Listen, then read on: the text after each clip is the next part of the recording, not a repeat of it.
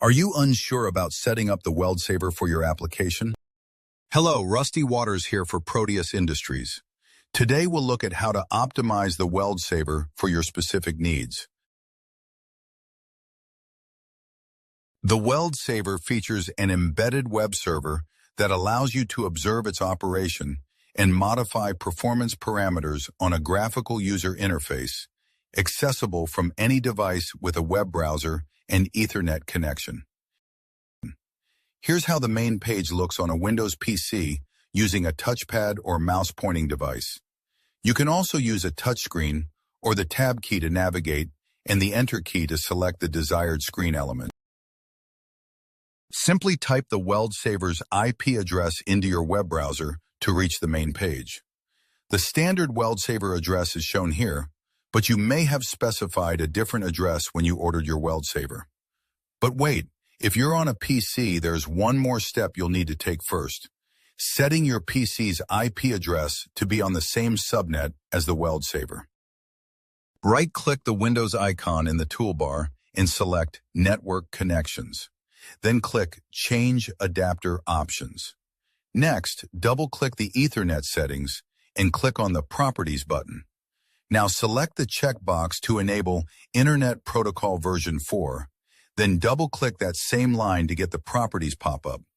Select Use the following IP address and make the first three fields the same as your WeldSaver's IP address, followed by a unique number in the fourth field that isn't the same as the WeldSaver or any other device on your control network. The subnet mask should be set to 255.255.0.0. Click the OK button to save the new IP address.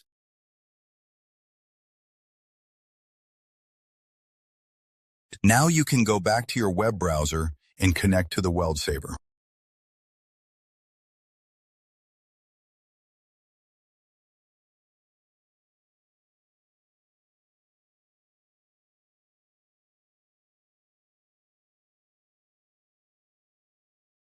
Before we dive into changing the WeldSaver setup parameters, I often hear questions about how its advanced cap-off detection works.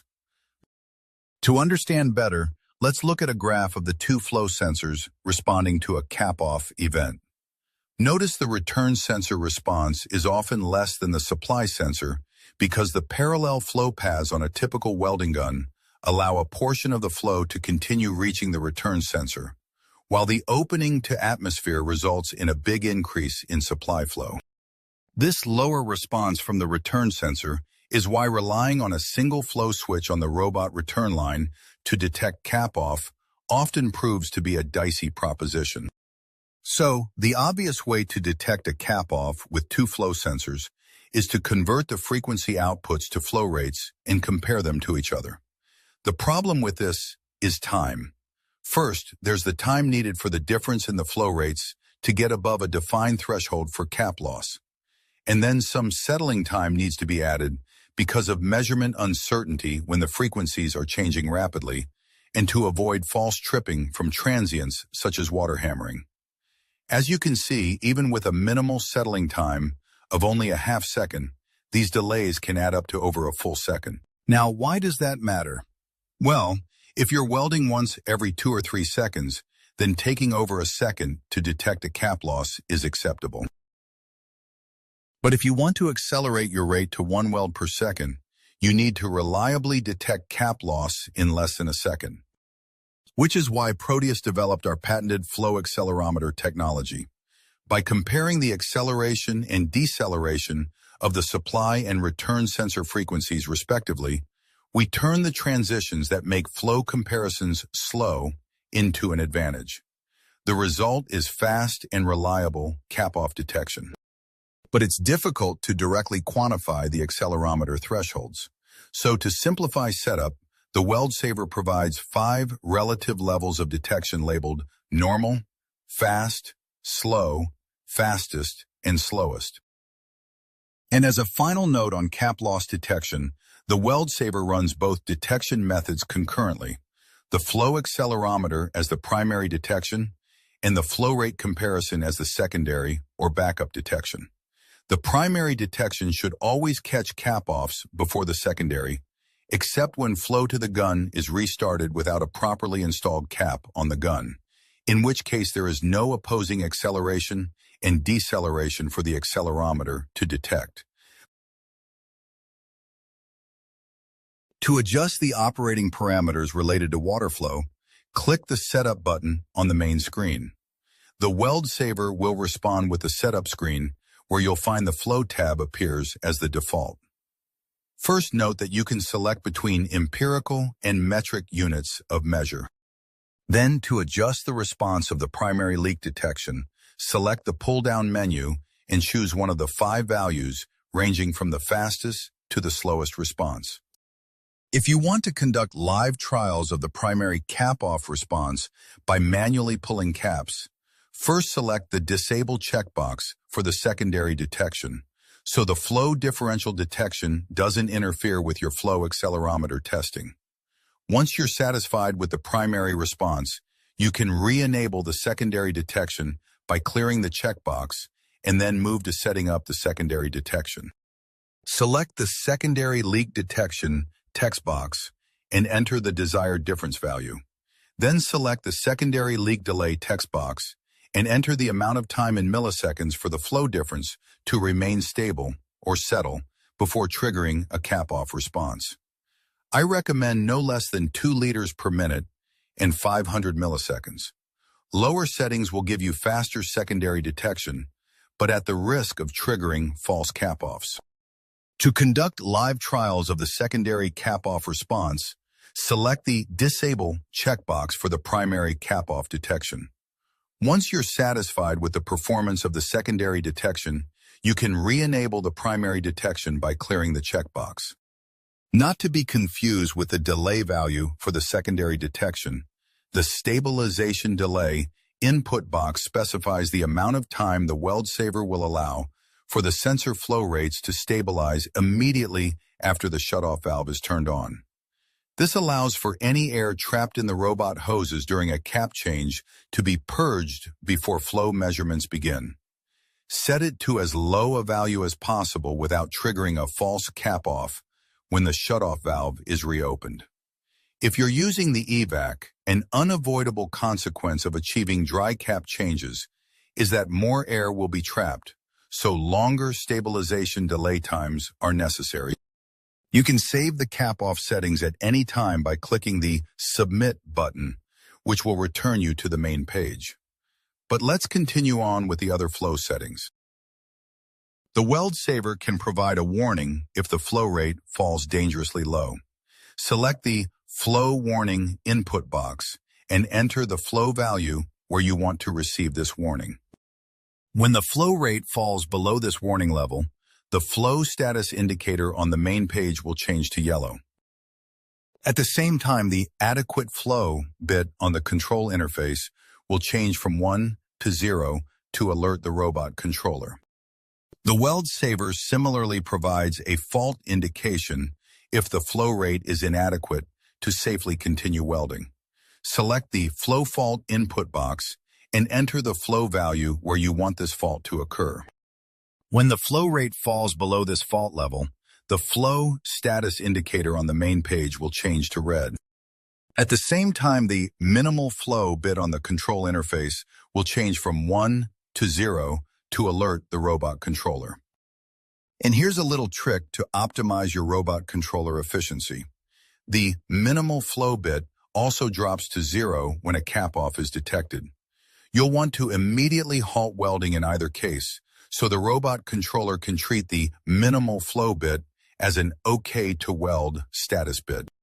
Now let's save all of the flow setup selections by clicking the Submit button, and the WeldSaver returns to the main page.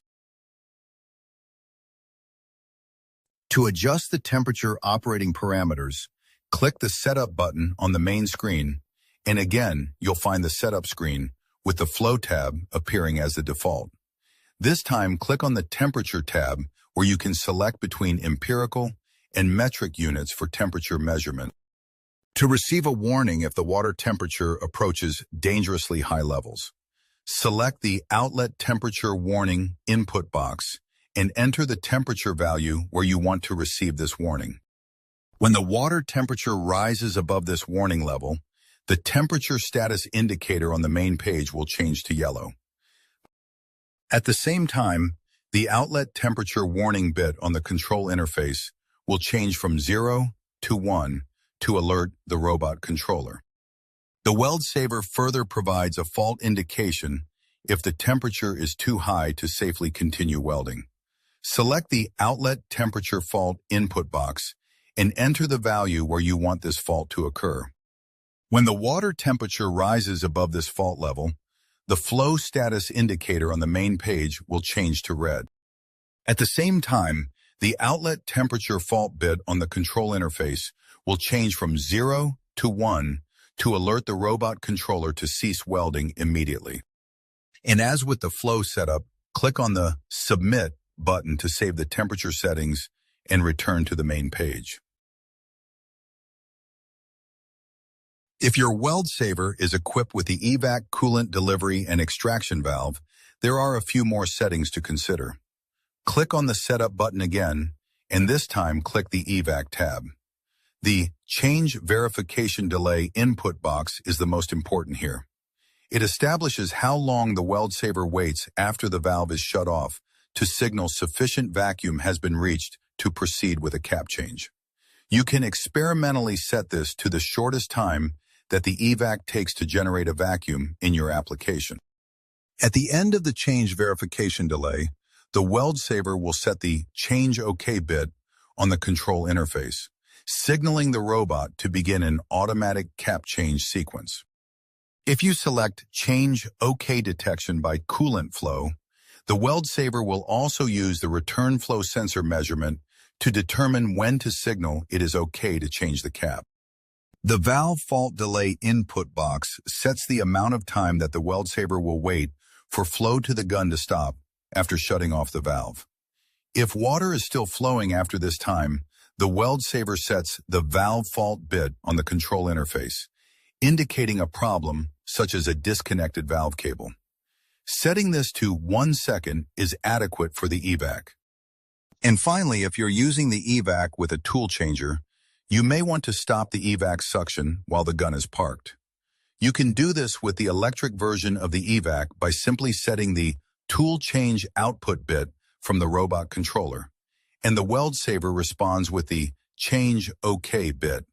But for the pneumatic eVac, you must also open the shutoff valve and depend on the tool changer to stop the flow when the gun is removed from the robot. Set the tool change delay to the number of seconds you want to allow before the WeldSaver starts checking to confirm that the tool changer valve is closed. If water is flowing after the tool change delay, the WeldSaver will shut off the flow, which on the pneumatic eVac restarts suction and sets the change fault bit on the control interface to notify the robot controller that the tool changer valve didn't stop the flow.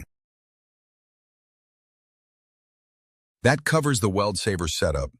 If you have questions, contact Proteus Technical Support for help. With the WeldSaver, you have not only the world's most advanced coolant management for robotic welding, but also access to Proteus's vast experience in liquid cooling measurement and control. We'll always go the last mile to make sure the WeldSaver gives you the best possible performance. Thanks for watching.